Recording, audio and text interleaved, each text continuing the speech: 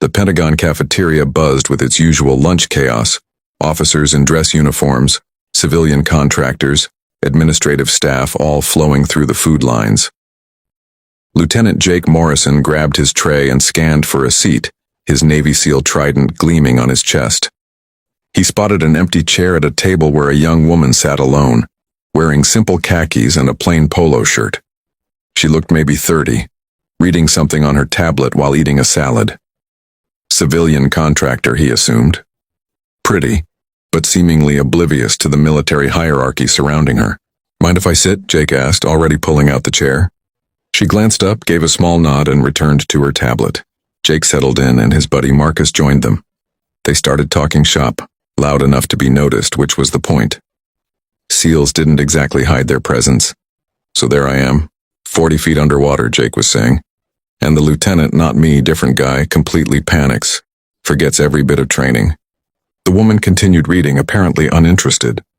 Jake leaned toward her with his most charming smile. "I'm boring you with military talk, sorry about that. You probably don't understand all the rank stuff anyway." She looked up, eyebrow slightly raised. I'm a lieutenant," Jake continued, gesturing to his insignia. "03. Took me 8 years in butt-ass training to get here. Pretty proud of it, actually." He was showing off now, unable to help himself. "What do you do? Accounting? IT?"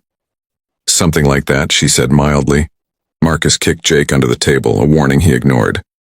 "You know what, let me guess your rank," Jake said, grinning. "Since you're clearly military with that bearing. I'd say E4? Specialist? You've got that support staff vibe." The woman's expression didn't change. "That's your guess? Wait, I'm wrong? E5 maybe? Sergeant?" Jake laughed. "Come on, help me out here. What's your rank?" She set down her fork carefully. "Do you really want to know?" "Sure, I'm curious now." Before she could answer, the cafeteria atmosphere changed. Conversations stopped mid-sentence. People stood abruptly. Jake turned to see what caused the disruption. 4 generals had entered, 2 Army, 1 Marine, 1 Air Force. Each wore enough stars and ribbons to blind someone. They were clearly heading somewhere important, walking with purpose. Then they saw the woman at Jake's table. All 4 changed direction immediately.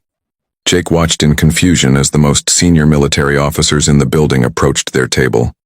The Marine general, 3 stars, reached them first. "Admiral," he said, coming to attention, "we didn't know you were in the building." "Admiral?" The woman stood, and suddenly her posture was different, command presence radiating from her like heat. "At ease, General, just grabbing lunch before my 2 o'clock. All 4 generals saluted. She returned it crisply. Jake's face went white as he processed what was happening. He looked at her collar, no insignia, then at her polo shirt, and spotted it. Embroidered so small he'd missed it. 4 stars. 4 stars. Admiral Rebecca Chen, Chief of Naval Operations, the highest-ranking officer in the entire U.S. Navy. And he'd just asked her rank as a joke. "Admiral Chen," the Army general said, "we were hoping to catch you before the Joint Chiefs meeting. Have you reviewed the Pacific deployment proposal?" "I have. We'll discuss it at 2. Her voice carried absolute authority. Then she glanced at Jake, who was frozen in his seat, unable to breathe. "Gentlemen, have you met Lieutenant Morrison? We were just having an interesting conversation about rank structure." The Marine general looked at Jake with something between pity and amusement. "Lieutenant." "So, sirs, ma'am, Admiral, Jake stammered. Lieutenant Morrison was explaining how proud he is of his 03 rank. Admiral Chen continued, her tone perfectly neutral. 8 years in butt-ass training. Quite an accomplishment. "It is," she agreed. "SEAL training is no joke. You should be proud, Lieutenant." "Thank you, ma'am, Admiral. I'm so sorry. I didn't recognize me without the uniform and fanfare." She smiled slightly. "That's the point. I learned early that wearing 4 stars everywhere means people tell you what they think you want to hear. Sometimes you learn more in khakis and a polo shirt. I was completely out of line. You were arrogant and presumptuous," she corrected, "but also young and foolish, which is forgivable once. What did you learn?" Jake swallowed hard, aware that 4 generals and half the cafeteria were watching.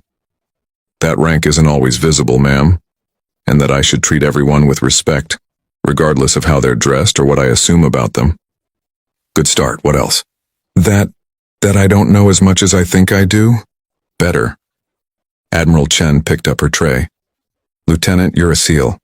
That means you're trained to observe, to gather intelligence, to question assumptions. But today you saw a woman in civilian clothes and assumed she was nobody important. What does that tell you about your biases? Jake's face burned. That I have work to do, Admiral. We all do. She turned to the generals. Gentlemen, shall we? Then back to Jake. Lieutenant Morrison, I'll be visiting your team next month for the counter-terrorism brief. I expect better observation skills by then. Yes, ma'am, absolutely, Admiral. She walked away, 4 generals falling into step beside her, leaving a stunned silence in her wake. Marcus finally spoke. Dude, you just hit on the Chief of Naval Operations. I didn't hit on her. Jake stopped. Did I hit on her? You absolutely did. And she demolished you without raising her voice. Marcus started laughing. This is going in the team history. Morrison's greatest takedown, by a 4-star in khakis. Jake put his head in his hands. My career is over. Nah, she gave you a chance to learn. But bro, next time someone's sitting alone, reading quietly, not engaging with your war stories, maybe consider they outrank you by about 40 levels. Jake looked at where Admiral Chen had been sitting. She'd left her napkin folded precisely, her tray organized, her chair pushed in properly. Even in civilian clothes, eating lunch alone, she'd maintained standards. He'd been so busy performing, so convinced of his own importance, he'd completely missed who she actually was. That night, Jake wrote a formal apology letter. 3 weeks later, he received a response. Lieutenant Morrison, apology accepted. Your humility in that moment showed more character than your arrogance before it. Remember, true leadership isn't about making others feel small so you feel big. It's about lifting others up regardless of their rank or appearance. Your BUDS training taught you to be tough. Now learn to be wise. Fair winds and following seas. Admiral Rebecca Chen, Chief of Naval Operations. Jake framed that letter. And he never again assumed anything about anyone based on their clothes, their age, their gender, or their silence. Because sometimes the most powerful person in the room is the one sitting quietly, learning who shows respect and who just performs it. And sometimes a 4-star admiral in khakis teaches you more in 5 minutes than 8 years of training ever could.